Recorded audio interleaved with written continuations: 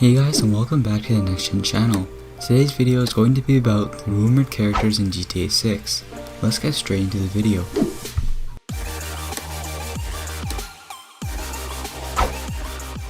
The last major time that Grand Theft Auto actors and motion capture artists talked about Grand Theft Auto 6, it didn't necessarily go over all that well. It sort of started a couple of months ago when Stephen Ogg, who does the voice and motion capture work for Trevor, and Sean Fontano, again, who does the voice and motion capture work for Franklin, and Ned Luke, who does the voice and motion capture work for Michael DeSanta, they were doing some like YouTube gaming press conference or event in Brazil. And they started talking about GTA 6, where they had this to say. Oh, hell yeah. I want to be in GTA 6, but I don't think they're even making that, are they? we can't tell y'all, but We came here to announce GTA 6 being released in May of 2020. It'll be out this Christmas. I In thought time it for was Christmas. October 1st. GTA 6 December 2019. they Oh, we're gonna bring- hear from Rockstar in the morning. they going I want to work in GTA 6. So do O que I. você gostaria de ver em GTA 6? Se for, né? I would like to see me, Eu gostaria se tivesse eu, Ned, Eu sabia que ele ia perguntar and isso. Steven. o Ned e o Steven. Vamos lá. What do y'all Ned think? and Steven. Yeah, well, Vocês vão fazer o GTA 6 e tem alguma novidade? We announced yesterday the release date of GTA 6. Nós anunciamos ontem aqui o GTA 6. I have no idea. Actors are the last to know anything, so Eu I don't não think faço- any of us know. Eu não faço ideia. Os atores são os últimos a saberem de tudo. Talvez eles saibam. Você pode comentar se houve ou há algum projeto envolvido com o Young Malay, dublador de CJ? Young Malay.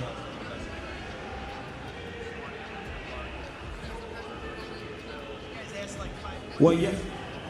Well, I don't know if everybody know, but Young Melee is my real cousin in real life. Ele é meu primo na vida real, não sei se as pessoas sabem disso. And he played the character CJ. E ele fez o personagem CJ ou CJ. But me and him, we have something coming up. I just can't talk about it right now. E nós dois juntos temos uma coisa por vir, só que eu não posso falar disso ainda. We might be bringing CJ back. I just can't say. Talvez o CJ volte, mas eu não posso falar ainda. So, needless to say, they said a lot of interesting things about GTA 6. A lot of it sounded sort of facetious or jokingly, where Steven even ended up saying like the game was coming out in like 4 months, which obviously that's not the case, and that timeline has since passed. But they also talked about a couple of other things, like Sean Fontana was like, you know, wouldn't it be cool if Franklin and CJ returned? Grand Theft Auto has never had a female main character. To my knowledge, the only way to actually play as a female in GTA is to go into multiplayer and simply make your character a woman.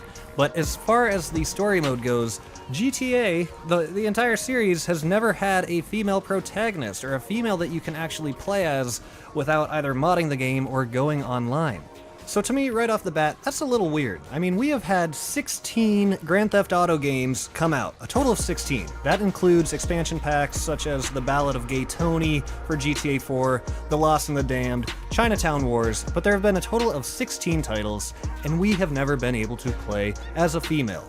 So I did some research on this, seeing what was out there, why that might be the case, and all I could really find was this quote from Dan Houser, the former vice president of creativity at Rockstar Games. And in reference to GTA 5 and why there were no female protagonists in it, he said this: "The concept of being masculine was so key to this story."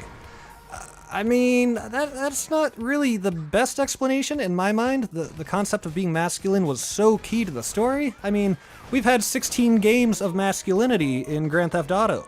You know, every single game you've been a man. Was this one so much more key than the previous ones? but to me, I think it would be wise of them and in their best interest to somehow include the option to play as a female character.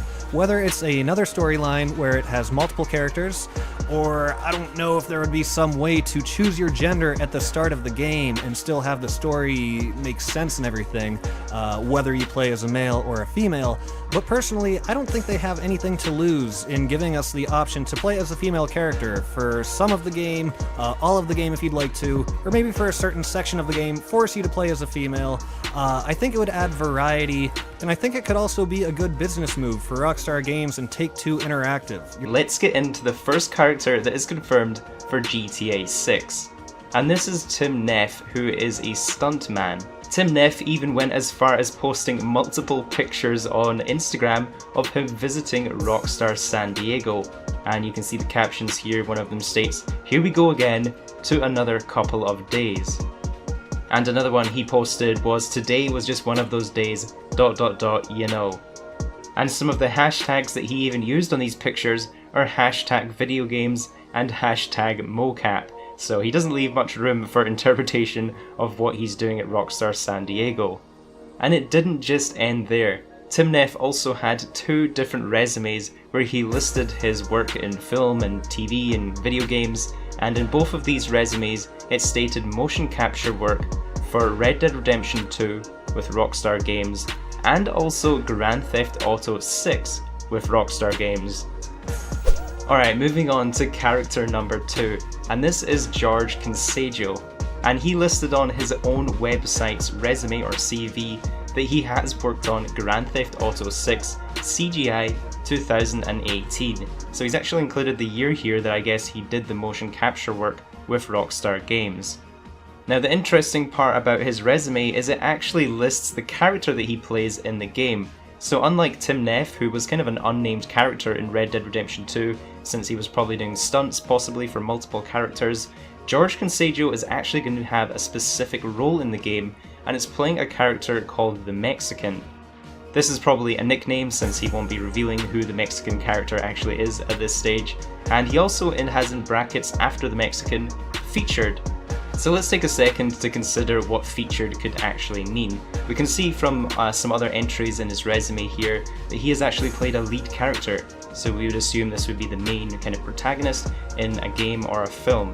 He's also played as a co-star, so we could assume this is another kind of supporting main character in the game or movie. Moving on to the third character, who is Roger Grunwald, and I believe this is a German actor.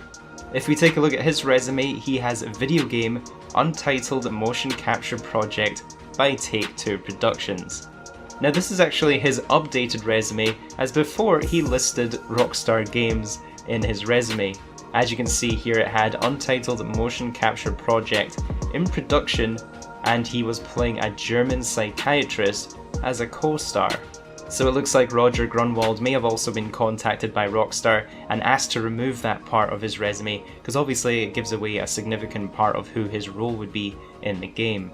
Now I don't have a screenshot for this, I'm afraid, but originally on his resume it stated that he was doing motion capture work for a character named Mechen, I think that's how you pronounce it, and he was a German psychiatrist, and this listing was quickly removed after it was found.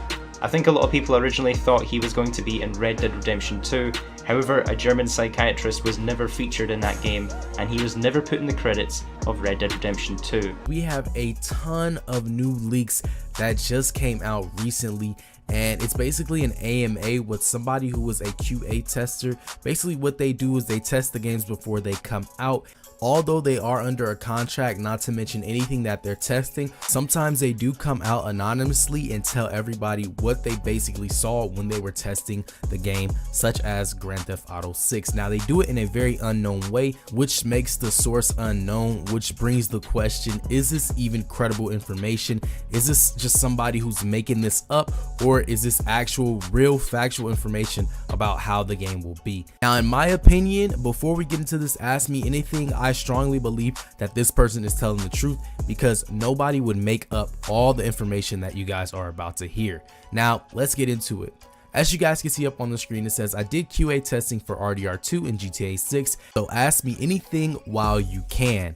It also states that I was using a PS5 dev kit. The game entered a large-scale development sometime around 2016. During the time frame, Rockstar began marketing Red Dead Redemption 2. Half the studios went full force on RDR, and the other half went full force on GTA 6. So just from the introduction of him basically telling us that he was a QA tester, it already sounds very believable just by reading the first part and all the details. Like, how would he know that information? And it has been leaked out that they actually did start working on GTA 6 sometime around 2016. He then begins to say some background first. RDR 2 was a huge project for Rockstar, and apparently a ton of moral was lost. The game makers didn't even know if they were making a game that was fun to play, or the studio heads just kept pushing everyone to incorporate all these state-of-art immersive qualities and attention to detail, especially in the wildlife visuals department. Overall, RDR 2 was a daunting project that sucked the soul out of just about everyone.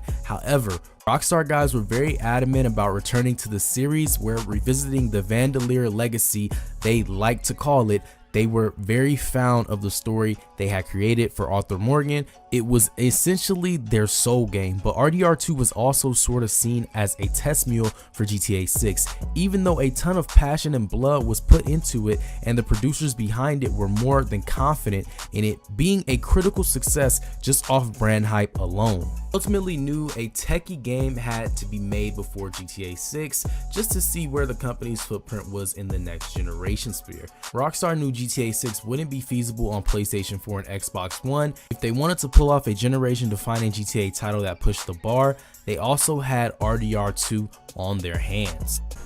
Hope you guys enjoyed this video. Make sure to like and subscribe to our channel, and we'll see you guys in the next video.